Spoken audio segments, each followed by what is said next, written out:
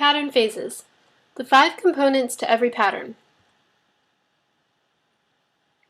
Why do you care about this? Because when you don't understand your pattern, you are a victim to it.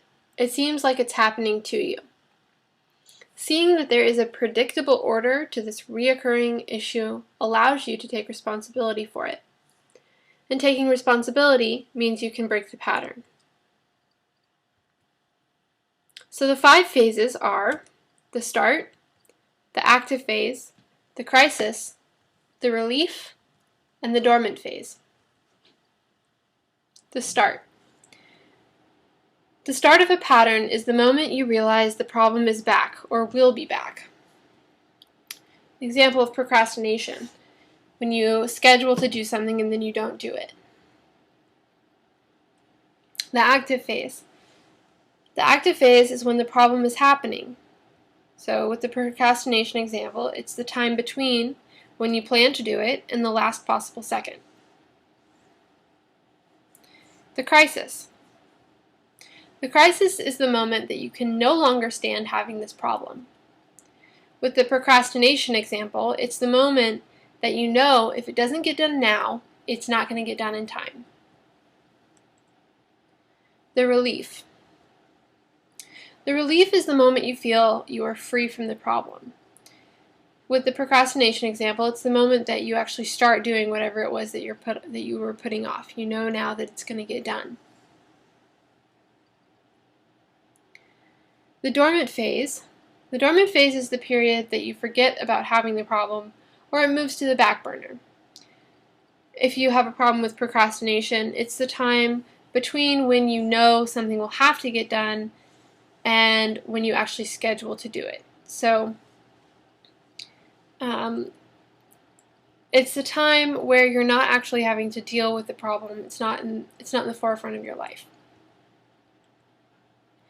The problem is the entire pattern. Relate to your pattern as a continuous cycle because it is a continuous cycle. It's not just the bad part of the pattern that is the pattern.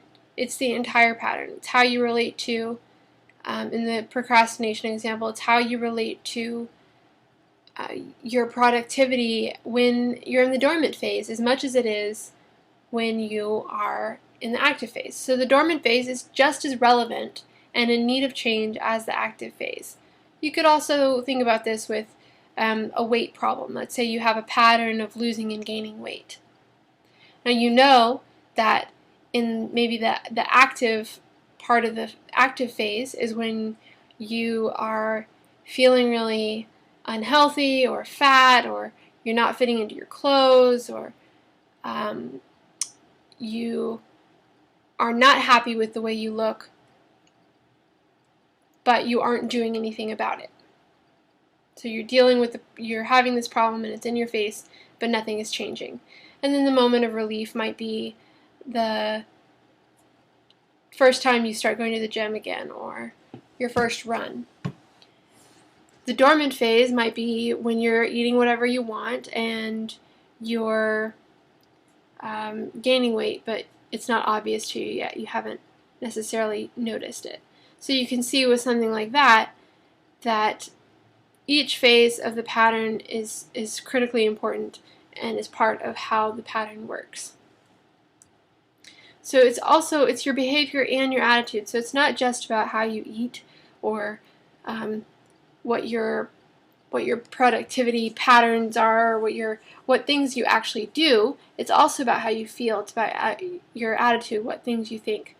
Both your behavior and your attitude in each phase contributes to the return of the problem. So what happens in each phase of your pattern?